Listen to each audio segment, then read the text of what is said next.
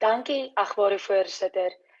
Chairperson, these oversight visits undertaken by these committees only proved one thing: the inadequacy of the ruling party to rule. The alarming reality is far different for everyday South Africans that cannot hide away in safe houses away from looters like the ministers, MECs, and the rest of government. Due to the failure by government, necessary relief is not taking place. A month after the unrests, during a state of disaster, and we are not seeing departments have urgency with assisting those affected. Further taking into account that KwaZulu-Natal has been tormented by FMD outbreaks for years, and the latest one is taking COVID and the most recent riots into account, an outbreak many farmers and others in the food value chain will not be able to recover from.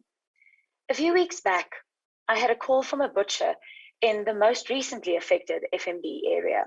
He supports local emerging farmers by buying only from them. He is trying to do what government is asking, thus supporting local emerging farmers, not extorting them, and still trying to give the end user value for money. Every animal he slaughters, though, has to be tested for FMD. Due to the fact that departmental veterinarian expertise cannot reach everywhere, he has to privately test all these animals at an exorbitant amount for his account. Now you can do the math.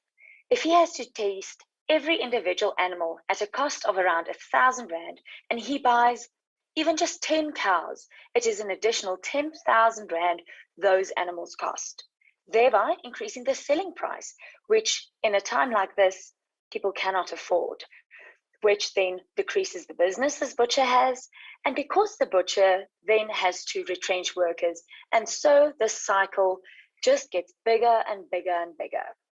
During this pandemic, with the increase in unemployment and the collapse of our economy, the question that begs to be answered is, shouldn't the government that says it is a government of the people that wants to see economic growth rather be empowering people like this instead of punishing them for government inefficiencies?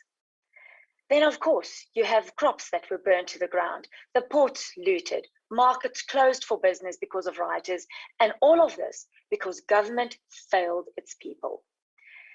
What I am about to say, I've said many times before, and the Honourable Minister of Agriculture always gets very upset with me when I say it, but the government is not serious about food security in South Africa. Because if the government was really serious about food security, not only in the large sense, but down to household food security, as it often claims, then we would have seen change. We would have seen departments react with a sense of urgency.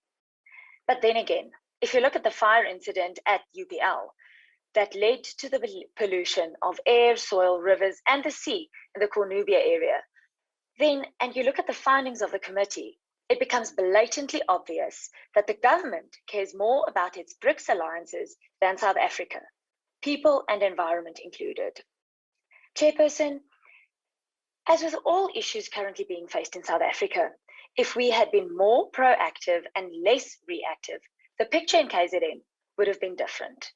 Had we had enough vets, proper monitoring of FMD areas, intelligence services that reacted to threats of rioting that they knew about, departments ensured laws were enforced, food security, then our environment and our economic opportunities would not have looked so dire.